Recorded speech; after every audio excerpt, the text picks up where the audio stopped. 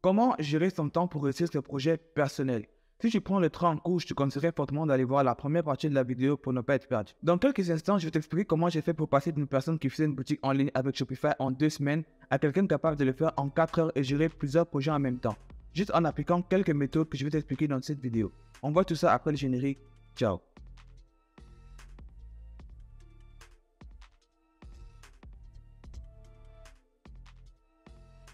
What's up? C'est ton boy Willy de Madrid, j'espère que tu vas bien parce que moi, je vais super bien. Et si ça ne va pas, t'inquiète, ça va aller. Dans un livre paru en 1955 intitulé The Parkinson of the Pursuit of Progress, l'historien et essayiste britannique Cyril Northcote dit cette phrase et je cite: le travail a toujours tendance à s'étaler de manière à occuper tout le temps disponible pour son achèvement. Cette affirmation sera connue plus tard sous le nom de loi de Parkinson. Selon lui, le travail tend à s'étendre de manière à occuper tout le temps qui lui est alloué. En d'autres termes, si vous avez une tâche à accomplir et que vous avez une semaine pour la terminer, il est probable que vous utilisez toute la semaine, même si la tâche pourrait être réalisée plus rapidement. Cette idée suggère que le temps disponible a tendance à être rempli par des activités liées au travail, qu'elles soient réellement nécessaires ou non. Il y a donc quelques années, j'ai décidé de me lancer dans l'e-commerce et très vite, je me rends compte de deux choses. La première chose, c'est que je manque cruellement de temps, il y a une tonne de choses à apprendre, je suis totalement perdu et je peine à terminer mes tâches. La deuxième chose, c'est qu'il va falloir que j'apprenne à mieux gérer mon temps. Parce que entre école, travail, famille, amis, à ce rythme, je ne vais jamais pouvoir avancer sur mon projet e-commerce. Donc très vite, je me lance dans la recherche. Et même si je ne sais pas exactement ce que je cherche, une chose est sûre, je dois apprendre à mieux gérer mon temps. Sinon, à coup sûr, je vais échouer. Tout comme toi, je suis allé sur YouTube où j'ai vu tout type de vidéos avec des méthodes de productivité et des techniques secrètes. J'ai donc commencé à implémenter ces méthodes, mais sans résultat à cause de plusieurs raisons. La première raison, c'est à cause de cet individu. Peu importe le point mis en place, c'est comme si on était connecté. Je ne sais pas si ça vous arrive, mais moi, avant même que la notification arrive, il y a ma tête qui a déjà pivoté. Ensuite, les sollicitations. Aussitôt que j'ai commencé à mettre mon plan en place, si ce n'était pas un coup de fil, c'était un ami qui m'invitait à sortir ou un membre de ma famille qui voulait parler. Je peux citer des raisons comme ça jusqu'à demain matin, mais ça, c'était des raisons mineures. Ce n'était pas la vraie raison pour laquelle je n'arrivais pas à avancer sur mes projets e-commerce. La vraie raison, la voici. Toutes ces méthodes étaient des méthodes en rapport avec eux, rien de scientifique. Ils avaient développé ces méthodes en s'observant eux. Donc normal que ça fonctionne pour eux et très normal aussi que ça ne fonctionne pas pour moi. Parce que je ne suis pas eux et eux, ils ne sont pas moi. Comme vous n'êtes pas moi et moi, je ne suis pas vous. Et c'est là, j'ai eu le déclic. Parce qu'en fait, pendant tout ce temps, je cherchais dans la mauvaise direction. Je ne devais pas chercher une méthode qui allait marcher pour moi, mais je devais chercher une méthode qui allait marcher pour tout le monde. Et les personnes capables de trouver des méthodes qui marchent pour tout le monde, ce sont... Non, Bernard, pas les politiciens. Ce sont les scientifiques. Ce sont la plupart du temps les seules personnes dont les études découlent sur des méthodes applicables à 90% de la population. Donc logiquement, j'ai commencé à chercher dans ce sens-là. Et c'est comme ça que je suis tombé sur le nom de Parkinson. Et là, ça m'a fait réfléchir. Si je prenais 2 semaines pour faire une boutique en ligne avec Shopify, est-ce que c'est parce que ça prenait réellement 2 semaines ou alors c'est parce que j'avais 2 semaines disponibles? Je n'étais pas très certain. Mais j'ai commencé à croire qu'avec une bonne préparation, il était possible de faire une bonne boutique monoproduit en une journée. Je vais donc vous expliquer comment j'ai fait pour réussir cet exploit. Mais avant ça, laissez-moi vous dire en 5 points ce que j'ai découvert lors de ma recherche. La première chose que j'ai appris, c'est celle-ci. Je l'ai appris avec une anecdote d'acheteur probablement inventée, mais ce n'est pas le plus important. Un homme demande à un agent son numéro de téléphone et ce dernier lui répond qu'il ne connaît pas son numéro de téléphone. Bien détonné, le monsieur se met à rire et retorqua. Comment un génie comme toi, tu n'es même pas capable de connaître ton propre numéro de téléphone? Et Einstein de lui répondre: pourquoi est-ce que j'aurais besoin de retenir quelque chose que je peux retrouver facilement dans mon annuaire? En fait, cette anecdote avait pour but de mettre en lumière le fait que le cerveau n'est pas fait pour retenir, mais pour réfléchir. Ce qui n'est pas vrai. Parce que le cerveau est fait à la fois pour réfléchir et pour retenir. Par contre, ce qui est vrai, c'est que le cerveau n'est pas capable de tout retenir tout le temps. C'est pourquoi vous devez toujours noter toutes les tâches que vous avez à faire, pour ne pas les oublier, mais surtout pour vous décharger de la charge mentale et ne rester qu'avec les notions techniques qui vous permettent d'accomplir le travail proprement dit. La gratification immédiate est ma deuxième trouvaille. Et je vous avoue que quand je suis tombé dessus, j'ai enfin compris pourquoi j'agissais d'une certaine manière avant de commencer à travailler. Et ne vous inquiétez pas, vous aussi, ça va vous parler. Notre cerveau est sensible aux récompenses et aux stimuli gratifiants. Les tâches moins importantes sont plus faciles, familières et offrent une gratification instantanée. Ce qui incite le cerveau à privilégier ces tâches-là comparément aux tâches les plus importantes qui sont potentiellement plus exigeantes. Il le fait parce qu'il veut vous protéger du stress et de la frustration. S'il vous arrive souvent de procrastiner, voilà l'une des raisons scientifiques pour laquelle vous le faites. Pour faire face à cela, il ne faut pas se brusquer, mais inclure la planification, l'établissement de priorités, la compréhension et la gestion du stress associés aux tâches importantes. J'ai trouvé plusieurs méthodes pour pouvoir classer efficacement les tâches par ordre de priorité, mais j'ai beaucoup plus aimé une. c'est la matrice de Eisenhower. Cette méthode connue sous le nom de la matrice d'urgence et d'importance permet de classer les tâches en fonction de leur urgence et de leur importance. Cette matrice permet de classer les tâches en 4 catégories: urgent et important, urgent et non important, important et non urgent et non urgent et non important. Cela aide à identifier les tâches critiques qui méritent une attention immédiate et à planifier les tâches importantes mais non urgentes. En fait, ce n'était pas que je manquais de temps. J'avais eu la difficulté à organiser mes tâches en priorité, donc je ne savais pas quoi faire en premier. Le troisième point a un peu de relation avec la loi d'attraction. Au début, je ne comprenais pas vraiment, et puis de fil en aiguille, ça a commencé à être clair. L'important de la visualisation mentale dans la création de toutes les tâches que vous avez à effectuer. La visualisation va vous permettre de pouvoir découper votre tâche en sous-tâches afin d'estimer le temps que chaque sous-tâche va prendre et de déterminer le temps nécessaire pour effectuer la tâche complète. Mais surtout, elle va vous permettre d'éviter d'inventer la roue chaque fois que vous aurez à faire la tâche en question et de sauver du temps. Le point 4 est assez intriguant parce que d'après plusieurs études scientifiques, la capacité de concentration du cerveau varie d'une personne à l'autre et dépend des facteurs tels que l'âge, l'état de santé, la motivation, l'environnement et l'intérêt pour la tâche. En général, il est courant d'estimer que la capacité de concentration soutenue d'un adulte moyen se situe entre 20 et 45 minutes. Il est également important de souligner que la concentration n'est pas une ressource infinie. C'est pourquoi certaines personnes peuvent expérimenter une fluctuation de leur capacité de concentration au cours de la journée.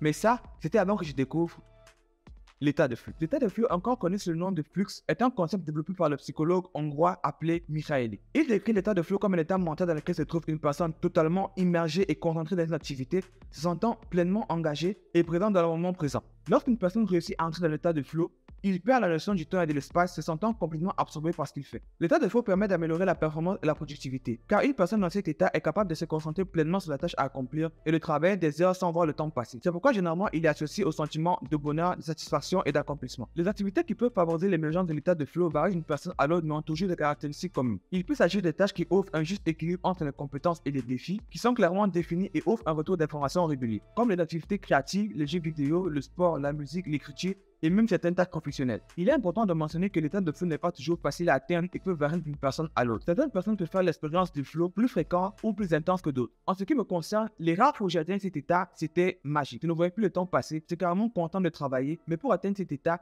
il faut pouvoir faire face à la résistance. D'après Mihaly, la résistance fait référence aux obstacles, aux distractions et aux défis internes et externes qui entravent notre capacité à atteindre un état de pleine concentration et de productivité. Cela inclut toute forme de pensée, qu'elle soit positive ou négative, les préoccupations et les doutes qui peuvent surgir lors de la réalisation d'une tâche. La résistance peut rendre la tâche difficile, épuisante et frustrante, ce qui peut nuire à notre performance et à notre bien-être. C'est la résistance qui fait en sorte que l'on passe 4 heures sur une tâche qui peut prendre 30 minutes et qu'on la termine en 2 semaines. Si chaque fois que vous voulez débuter une tâche difficile, votre cerveau commence à divaguer, commencez à arriver de diverses choses, vous avez tout d'un coup envie de faire le ménage, sachez que ce n'est pas de votre faute, c'est juste de la résistance. C'est pourquoi avant de débuter une tâche difficile, je mets toujours mon téléphone en mode concentration. Je ne me lève pas tant que la tâche n'est pas terminée. À la limite, je peux prendre des pauses, mais je ne débute jamais une nouvelle tâche tant que celle sur laquelle je suis n'est pas terminée. Une fois que vous réussissez à dépasser l'étape de la résistance, vous augmentez grandement vos chances de vous retrouver dans l'état de feu. Il reste un cinquième point, mais lui, je vais vous en parler avant de clôturer la vidéo. Voici donc comment j'ai réussi à passer de quelqu'un qui faisait une boutique en ligne avec Shopify en 2 semaines à quelqu'un capable de le faire en 4 heures de temps. Donc, lundi matin, je sais que je ne peux pas faire totalement confiance en mon cerveau. Donc, je note dans un agenda toutes les tâches que je dois faire cette semaine et qui doivent être impérativement terminées avant dimanche. Avec la matrice d'Eisenhower,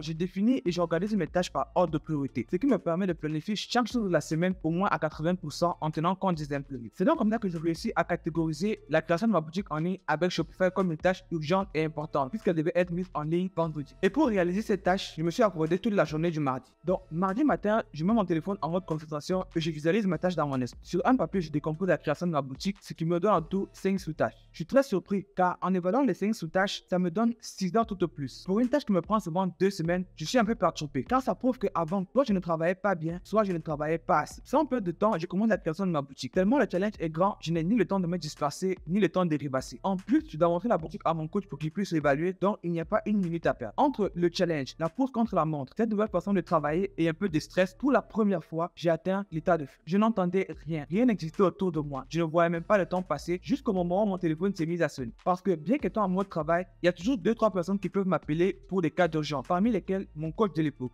Donc le téléphone continue à sonner avec insistance et là, je décroche le téléphone. Et là, il me demande, est-ce que tu as terminé? Et par réflexe, je réponds non. Mais après quelques minutes de réflexion, je me rends compte que j'ai effectivement terminé. Ensuite, je lui demande quelle heure il est. Il me dit midi. Je crois pas. Je regarde mon téléphone et je vois exactement qu'il est midi. Je suis sous le choc. Parce que j'avais prévu terminer la boutique en 6 heures. Mais là, je viens de le faire en 4 heures. C'est vrai, il reste quelques petites modifications à faire, mais en gros, la boutique est terminée. Voilà donc comment j'ai fait pour passer de quelqu'un qui faisait une boutique en ligne avec avec Shopify en 2 semaines à quelqu'un capable de le faire en 4 heures. Tout cela en appliquant les principes que j'ai mentionnés, à savoir le premier principe, toujours noter toutes les tâches que vous avez à faire. Ce sera un gros game changer. Le deuxième principe, utilisez la matrice d'Eisenhower pour pouvoir organiser vos tâches par ordre de priorité. Le troisième principe, lorsque vous avez une tâche à faire, il est important de pouvoir la découper dans votre esprit pour savoir exactement par quelle étape vous allez passer, combien de temps ça va vous prendre en tout pour réaliser la tâche complète, mais surtout pour éviter d'inventer la roue chaque fois que vous aurez à refaire cette tâche. Le quatrième et le principe le plus important pour moi, c'est l'étape de flow. Quand vous voulez faire une tâche qui est difficile, mettez-vous dans les conditions où vous ne serez pas perturbé. Mettez votre téléphone en mode travail, éloignez-vous de toutes les distractions pour pouvoir atteindre l'état de flow et faire votre tâche en pleine concentration. Et le cinquième point, le voici. C'est le circuit de la récompense. C'est une boucle neuronale qui dans le cerveau est liée à la sensation de plaisir et de satisfaction. Lorsque votre cerveau fuit les tâches difficiles, c'est uniquement pour vous protéger. Donc, chaque fois que vous allez aller vers ces tâches, il y aura toujours un conflit entre vous et lui. Vous ne pourrez pas mettre fin à ce conflit, mais vous devrez y faire face. C'est pourquoi vous devez vous récompenser chaque fois que vous finissez une tâche complexe. C'est comme les sportifs qui détestent chaque entraînement à la salle de sport, mais qui aiment voir ses abdos dans la glace. Plus votre cerveau va avoir du plaisir à effectuer ces tâches